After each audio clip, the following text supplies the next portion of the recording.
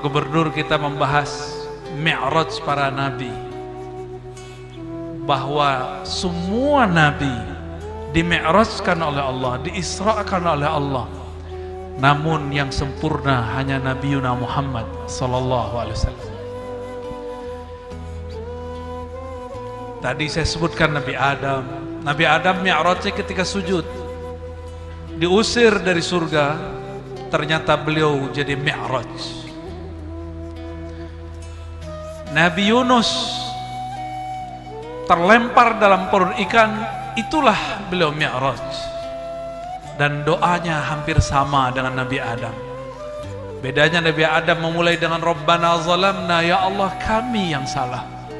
Sedangkan Nabi Yunus memulai dengan la ilaha illa anta. Di ujungnya inni kuntu minaz zalimin, zalim, ya Allah aku yang salah. Maka mi'rajnya seorang mukmin ketika dia merasa dirinya salah di hadapan Allah. Di saat itulah ruhnya diangkat oleh Allah Subhanahu wa ta'ala. Kenapa sholat kita tidak diangkat? Karena kita belum mengaku salah. Maka saya suka gonta-ganti baca iftitah. Ada wajah tuh, ada satu lagi Allah ma ba'id baini, ya Allah jauhkan antara aku dan dosaku. Dosaku banyak ya Allah, seperti Engkau menjauhkan antara timur dan barat. Bersihkan aku ya Allah. Itu salah satu yang favorit. Itu bukan urusan Muhammadiyah sama NU, nggak ada urusan. Belum ada NU, belum ada Muhammadiyah, hadis itu sudah ada. Ya. Nabiullah Ibrahim, ini belum kita sebutkan tadi siang. Ini untuk menggenapi malam ini. Nabiullah Ibrahim alaihissalam bergelar Al-Khalil. Beliau dimi'rajkan oleh Allah ketika dilempar masuk api.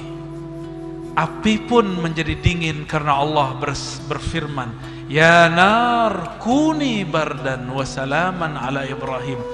Itulah sejarah pertama yang tertulis di dalam Al-Quran. Api ditugaskan Allah bukan memanaskan, tapi jadi AC.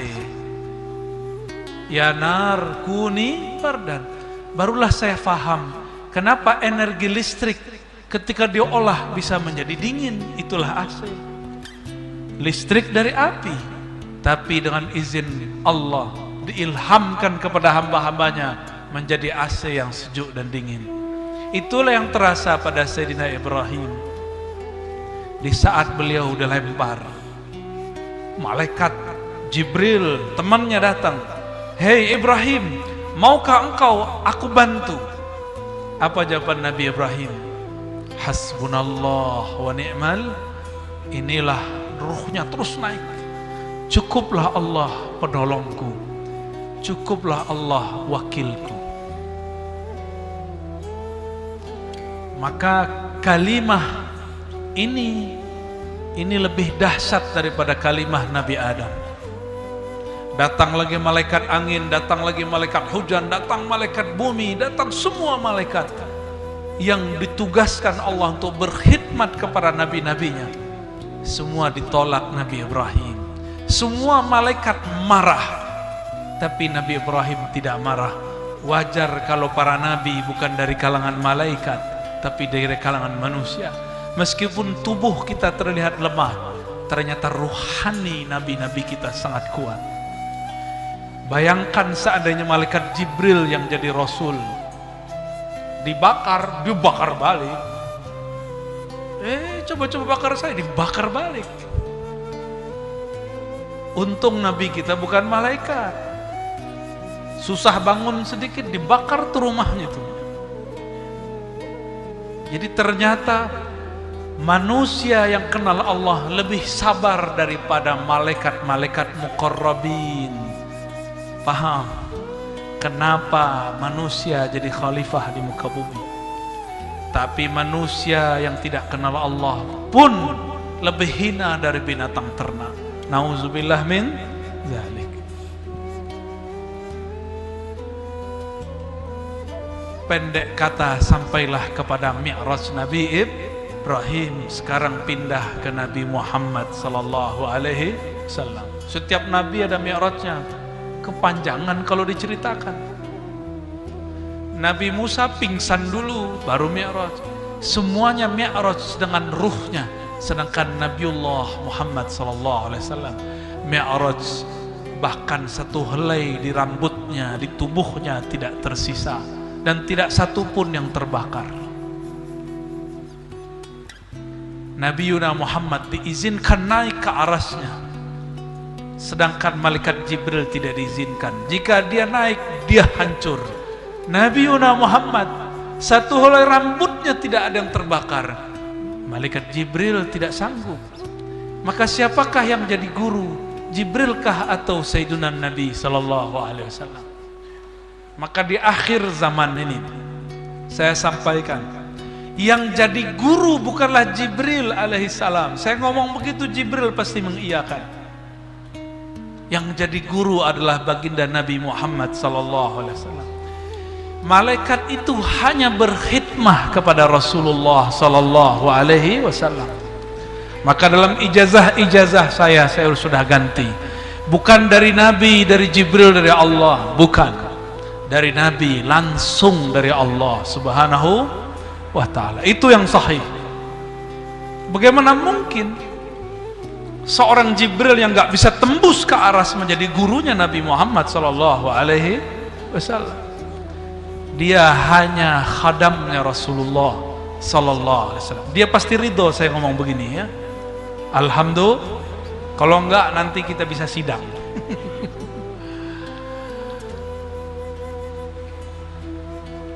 Suatu kali kata Abu Dzar, Ummu Hani, Abu Hurairah, Anas bin Malik sepakat yang paling tepat periwayatnya adalah Ummu Hani. Tengah malam tiba-tiba datang dua malaikat, Jibril dan Mikail. Diperintahkan Allah untuk berkhidmah kepada baginda Nabi Muhammad SAW. Beliau terbangun. Lalu inilah sejarah kedua kali setelah umur 7 tahun dibedah dadanya, dikeluarkan jantungnya, dibersihkan, lalu disiramkan air iman, air zam-zam, ma'u iman, ma'ul hikmah, dikembalikan. Karena yang membersihkannya malaikat, karena yang membedahnya malaikat, maka tiada luka. Coba yang membedahnya manusia, pasti terluka. Lalu dipanggillah binatang tercepat di alam semesta, namanya buraq. Buraq ini di mana dia memandang terakhir, sampailah dari sana. Buraq dari kata barq yang berarti kilat, kendaraan tercepat yang ada di alam semesta. Naiklah kemudian Sayyidina Nabi SAW diiringi oleh malaikat Jibril, diiringi oleh malaikat Mikail. Naiklah mereka ke langit pertama. Ternyata di langit pertama ada malaikat penjaga, disebut pangkatnya Khazinus Sama, penjaga langit. Jadi nggak sembarangan orang ngaku-ngaku saya sering naik ke langit. Siapa kamu? Itu Jibril. Pas naik masih tanya, man anta? Kamu siapa naik-naik? Padahal malaikat Jibril ada jawab. Maka ini pejabat-pejabat nih, walaupun ditangkap polisi, ditilang, harus terima aja ya. Walaupun nanti dibebasi. Pas lihat, pamirin.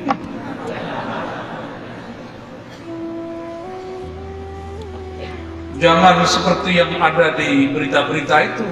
Dia bukan siapa-siapa, ngaku anak jenderal yang salah. Ternyata jenderal patah sayang, pensiun. Sok-sokan, malah hardik-hardik orang. Itu nggak boleh. Sayyidina Jibril tidak pernah menghardik malaikat yang ada di pintu langit. Tetap mengatakan ana Jibril. Nanya lagi, ini malaikat itu security langit yang paling saklek. Mending security kita. Apa kata Sayyidina Jibril? Qad bu'itsa ilaihi. Dialah yang diutus. Oh, berarti Muhammad Rasulullah langsung dihormat. Saya dapat dua kosakata, ulun dan tian.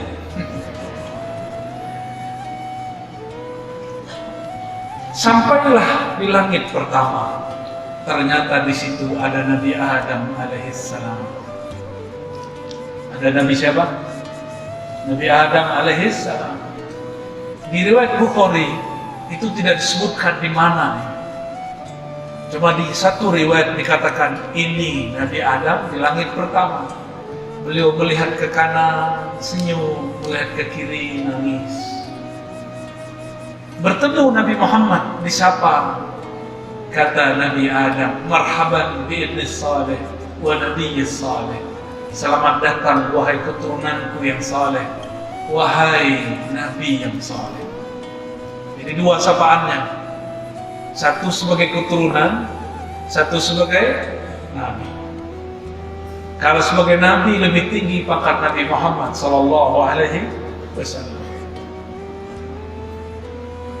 Lalu Nabi Muhammad dikabarkan itu yang dilihat beliau, kalau ke kanan itu keturunannya yang masuk neraka disiksa, yang ke kiri, yang ke kanan ke surga. Jangan-jangan ada wajah hantu di sana ya. Pengen yang di kanan apa yang di kiri? Amin. Ya. Amin ya Rabbal. Jadi kita ini kalau maksiat, kita sedang membuat sedih kakek kita, Nabi Adam. Maka orang yang durhaka kepada Allah, yang maksiat, dia sedang membuat sedih kakeknya. Orang tua adalah orang tua kita, Nabi Adam alaihis. Terjadi lagi, taubat segera, jangan diundur-undur. Allah Maha Tawwab. Naik lagi beliau ke langit kedua, bertemu Nabi Isa. Naik lagi ke langit ketiga, ketemu Nabi Yusuf. Naik keempat, ketemu Nabi Allah Idris yang disebutkan dalam Al-Quran, wa rafa'na lahu makanan 'aliyya. Kami angkat baginya tempat yang tinggi. Tempat yang tinggi inilah yang disebut oleh ahlul haqiqah Arifah Ka'bah kedua. Disebut apa? Ka'bah kedua. Itulah pembatas alam malakut dengan alam jabarut. Alam apalagi itu dah terserah Allah dah ya. Dimensi dengan tubuh Nabi Muhammad Sallallahu Alaihi Wasallam. Nabi Muhammad jadi imam. Semua Nabi 124.000 jadi makmum. Itulah doa setiap Nabi di dalam kuburnya. Ya Allah, jadikan aku umat Muhammad Sallallahu Alaihi Wasallam. Mana caranya? Allah kembalikan ruh mereka. Mereka sholat di belakang Rasulullah Sallallahu Alaihi Wasallam. Maka mustajablah doa semua para Nabi. Namun karena arwah para Nabi tidak ada reinkarnasi, maka Allah buka bab warasatul anbiya. Jumlah wali-wali besar ada 124.000. Yang sudah wafat salah satunya Abah Guru Sukum. Itu salah satu wali besar, wali yang mengenal Allah Subhanahu wa ta'ala. Sampai di langit ketujuh ketemu Nabi Ibrahim. Nabi Ibrahim sedang bersandar di Ka'bah. Ka'bahnya warnanya putih. Setiap hari di sana ada 70.000 malaikat masuk. Kalau mereka masuk tawaf tidak keluar lagi. Luasnya sangat luas sekali. Pahala mereka tawaf mereka berikan kepada orang yang tawaf di muka bumi. Zikir-zikir mereka hadiahkan untuk orang yang beriman di muka bumi. Makanya nanti orang-orang yang haji, umrah, sholat, zikir itu kaget-kaget waktu masuk ke akhirat. Saya nggak pernah beramal begini, kok dapat ini? Itu amalan malaikat yang diberikan kepada kita. Sampailah Nabi Muhammad SAW dinaikkan ke suatu pohon yang disebut Sidratul Muntaha, disebut juga Sidratul Muntahaji. Sidrah Muntaha artinya pohon penghujung. Tidak ada lagi alam ciptaan di atasnya. Sudah habis. Itu pohon punya dedaunan, daunnya seperti belalai, bukan belalai, apa telinganya? Alfil. Apa arti alfil? Elephant. Gajah. Di lembaran di situ tertulislah nama Paman Birin Syah Birin Nur, jadi gubernur tahun sekian sampai tahun sekian, lahir tahun sekian, wafat tahun sekian, ketemu Ar-Razi tahun sekian, duduk di majelis jam sekian, semua sudah disebutkan. Ini disebut takdir Lauh Mahfuz. Takdirnya dimulai dengan kata kun. Kunnya Allah dimulai dengan kudrat iradah. Tapi kalau pakai kudrat iradah, kita ini banyak yang tidak selamat. Mungkin kemarin ketika virus Delta sudah banyak yang mati. Allah geser sedikit itu. Dengan apa digeser? La yughayyirul qada illa du'a. Ketentuan Allah hanya dapat digeser dengan doa. Doa siapa? Nabi sudah wafat, tentulah pewaris para nabi. Tapi mereka berdoa bukan mengatur Allah. Mereka hanya berdoa, ya Allah, jika Engkau menetapkan virus ada di alam semesta, kami tidak menolak. Kami tidak minta virus diangkat. Gak ada wali, mohon maaf, tidak ada wali minta virus diangkat. Untuk masa ini tidak ada wali minta virus diangkat, itu gak sopan. Allah maunya ada virus, jangan minta diangkat. Terus gimana? Minta saja selamat. Ya, minta saja. Seandainya pun kena, tidak bisa sehat, semoga syahid. Ya, karena ini sudah takdir dari Allah. Tiada negara kecuali corona masuk, benar. Tapi alhamdulillah Allah izinkan kita. Orang Indonesia ini rata-rata Muslim, orang Islam, energi imunitasnya kalau bermajelis. Kalau kita selalu social distancing, kapan kita bermajelis? Akan tambah banyak orang sakit imunnya karena imannya rusak. Maka kita bersyukur kepada Allah, kita diciptakan Allah, dilahirkan Allah di negeri ini. Alhamdulillah. Bapak tanya ke semua orang yang tinggal di Mekah, tinggal di Madinah, tinggal di negara-negara Islam di luar Indonesia, tidak ada yang semeriah negeri ini untuk kajian di masa pandemi. Ya, kita berterima kasih kepada Allah SWT. Semoga Allah menjaga negeri ini, umaranya, ulamanya. Amin ya rabbal alamin. Jadi jangan tekar-tekar mulu, tekarnya nanti aja pas kampanye ya. Nabiuna Muhammad SAW, beliau mendengar suara al-aqlam, suara pena menggores, dan suaranya, tintanya kemudian mengering. Nabiuna Muhammad SAW menyaksikannya. Terus naik, itu pohon besarnya bukan main. Sampailah beliau pada kursi Allah, raf-rafnya Allah. Apa kata Sayyidina Jibril? Wahai Muhammad, inilah ujung dari Sidratul Muntaha yang boleh aku temani. Setelah ini engkau langsung dipanggil oleh Allah Subhanahu wa ta'ala. Itulah yang disebut dalam Al-Quran, ya. Fakana qaba qausaini aw adna. Naiklah terus Nabi Muhammad SAW ke arasnya. Ternyata aras itu juga berlapis-lapis. Imam Ibn Arabi menyebutkan 15 lapis. Ada juga guru saya mengatakan 14 lapis. Tapi satu lapis ada 7 tingkat. Satu tingkat lebih luas dari langit dan bumi. Kali aja 14 kali 7 kali 7 langit 7 bumi. Maka wajarlah disebut aras itu azim. Rabbul arsyil azim. Besarnya bukan main.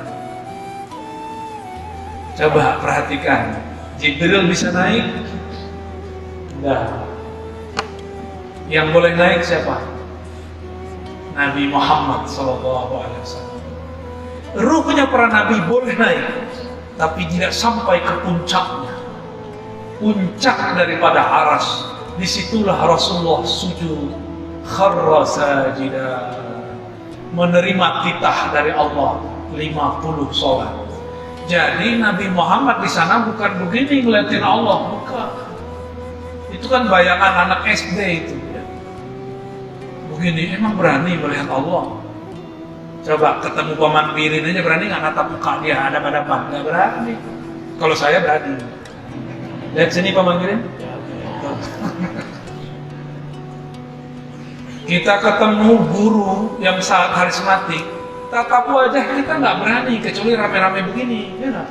Coba berdua nggak berani. Sam'an wa ta'atan. Di sini apa tuh sendi kodauh itu apa di sini? Apa istilahnya? Nggak ada. Pasti ada lah. Ada ya? Kalau di Jawa tuh sendi kodauh. Nggak berani natap. Gak berani, apalagi memandang Allah. Maka yang disebut musyahadah, memandang Allah, bukanlah natap-natap Allah. Gak ada yang berani. Syuhud musyahadah, memandang itu adalah beliau bersujud. Beliau bersujud. Begitu dalam riwayatnya. Dititahkan kepada Nabi Muhammad SAW. Wajib 50 kali. Maka beliau turunlah lewat langit ke-7, tapi sampai di langit ke-6 Nabiullah Musa stop.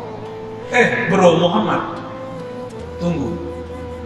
Aku mau tahu bocoran aras apa.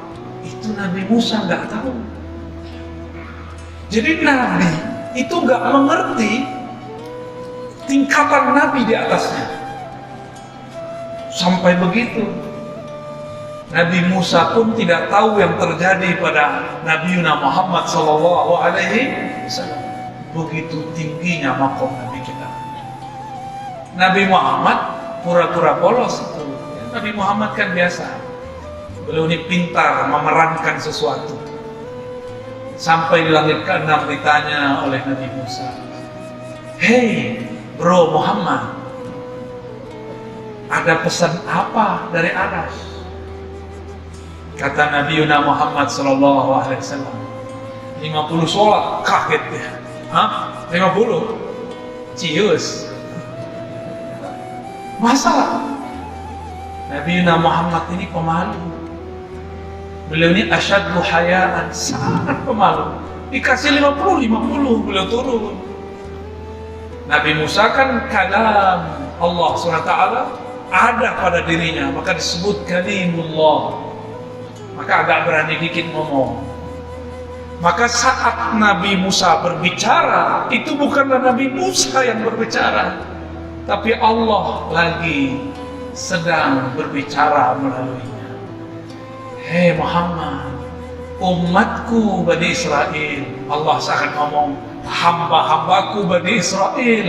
Itu tuh nabinya Musa tidak sanggup, padahal mereka lebih kuat daripada umatmu.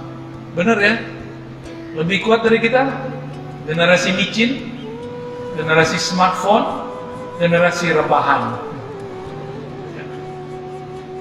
Tapi ada kekuatan yang gak dipunyai Bani Israel. Kekuatan ngaji lama-lama. Itu hanya ada di umat Nabi Muhammad SAW. Kalau umat terdahulu, Nabi Musa ngaji dikit, Mus, udah, kita udah paham. Nabi Nuh punya umat, beliau ngomong, apa kata mereka? Nuh, udah, tutup. Bahkan buang muka, bahkan kabur. Nabi Nuh datang, mereka kabur. Nuh datang, kabur.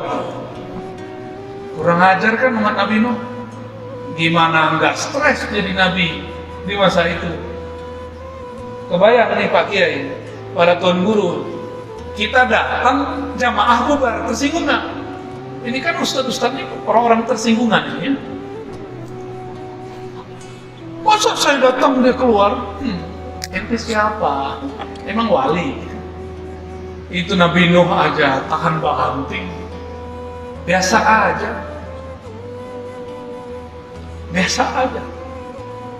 Ini kekuatan umat Nabi Muhammad sallallahu alaihi wasallam. Antum cari ke umat sebelumnya, tidak ada yang sanggup duduk lama seperti yang hadir malam ini. Alhamdulillahirabbil. Kita cuma ini modal kita, ngaji. Gak ada lagi, mau modal apa lagi?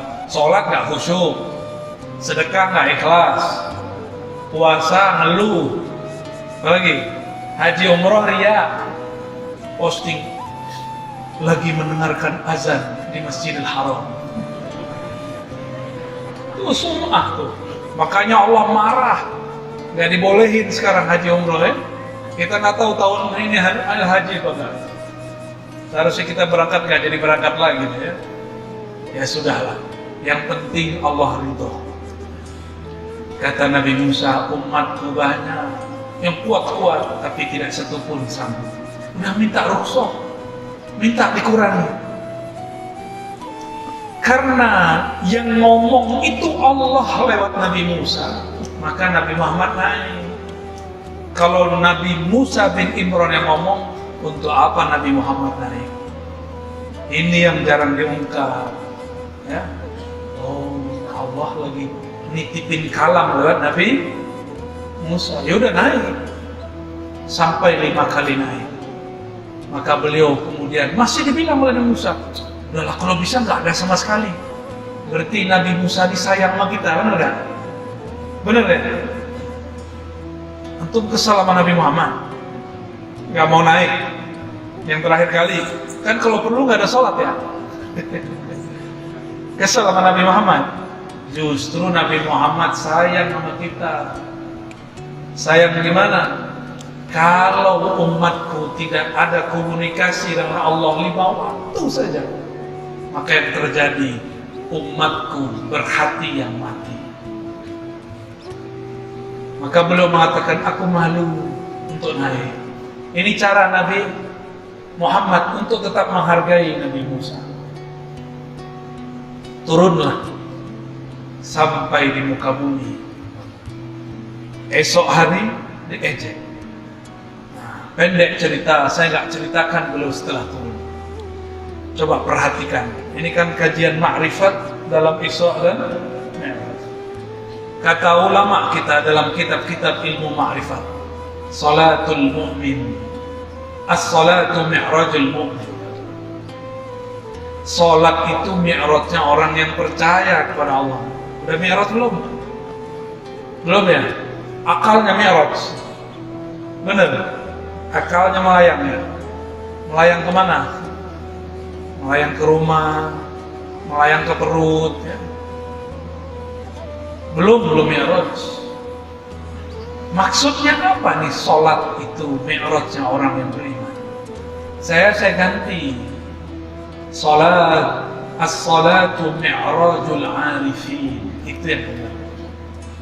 Sholat itu mi'rajnya ahli-ahli ma'rifat. Kalau mukmin belum tentu. Mungkin mukminnya belum jelas tuh, ngaku-ngaku beriman aja. Coba perhatikan, Nabi Muhammad dadanya dibersihkan nggak sebelum naik? Benar, baru bisa naik. Maka kalau ingin ruhnya naik, berwuduklah dengan niat membersihkan zahir dan batin.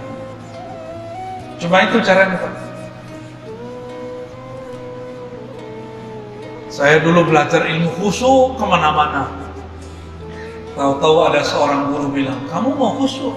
Gampang, benerin taharahmu. Benerin taharah bukan berarti berwudu berkali-kali, lama-lama, bukan. Mantapkan jiwamu dalam berwudu. Bahwa engkau merasa diri hina di hadapan Allah, lalu dibersihkan. Iktikatkan air itu air Zam-Zam. Air yang ditempelkan itu ma'ul kausar. Bersih insya Allah. Maka ketika takbir, dia takbir seperti dia sedang diangkat oleh buruk. Takbir itu gak sembarangan, Pak. Kenapa takbir diulang-ulang? Karena takbir itu nanti jadi senjata di akhir zaman. Dalam hadis yang sahih dikatakan umat Islam, tentara Al-Imam Al-Mahdi di akhir zaman, gak lama lagi nih, jika berperang menaklukkan Rum, cukup dengan takbir, semuanya luluh lantak. Kok bisa? Teringat kisah Nabi Muhammad dihadang, dihunuskan pedang. Beliau cuma baca Allah 3 kali, itu yang pegang pedang jatuh. Tapi Allahu Akbar kita sudah banyak yang sia-sia, karena kita Allahu Akbar dengan nafsu, Allahu Akbar dengan akal, bukan Allahu Akbar dengan qalbu dan ruh. Jika Allahu Akbarnya dengan qalbu, meledak itu, dapat menggetarkan qalbu. Jika dengan ruh, maka akan menyampaikan kehadiran Allah Subhanahu wa Ta'ala. Itulah yang dikatakan oleh salah satu guru saya, takbir diangkat, sholat sempurna. Apa maksudnya? Takbir Allahu Akbar, Allah Maha Besar. Bukanlah Allah besar karena kita yang membesarkan, tapi itu pengakuan, ya Allah, Engkau benar-benar besar, kami tiadalah ada. Takbir naik, sholat sempurna. Tapi siapa yang begitu? Kan gak ada. Karena tidak ada yang begitu, maka di akhir sholat wajib bersolawat. Kita sampaikan Allahumma sholli ala Sayyidina Muhammad. Harapannya sholat yang dibawa oleh baginda Nabi Muhammad itu disyafaati, supaya dianggap sempurna di sisi Allah. Inilah yang saya jelaskan di banyak tempat. Lebih wajib sholawat atau sholat? Tanpa sholawat, sholat gak diangkat. Mana yang lebih wajib? Bukan berarti gak usah sholat, itu salah paham ente. Ya, enak aja. Sebelum ada sholat, Allah sudah sholawat, benar gak? Innallaha malaikatahu yusholluna 'alan nabi. Sebelum ada haji umrah, sebelum ada zakat, sebelum ada baca Quran, Allah sudah sholawat. Berarti lebih wajib mana? Lebih wajib sholawat. Maka lafaz sholat dan sholawat itu hampir sama.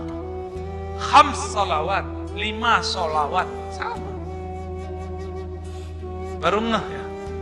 Kita menyebutkan sallu ala nabi, sama, sallu kama ra'aitumuni usolli. Sallulah, salatlah engkau. Dalam bahasa Arab sama, salat itu artinya sholawat. Artinya juga aja sholawat.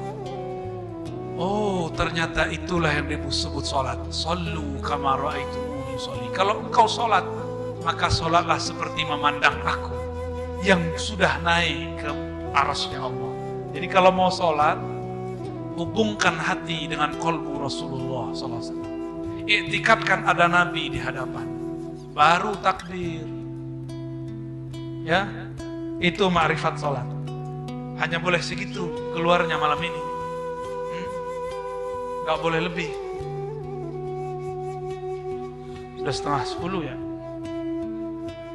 Ini mohon izin, dari kemarin belum sempat mencium kasur. Dari kemarin ya.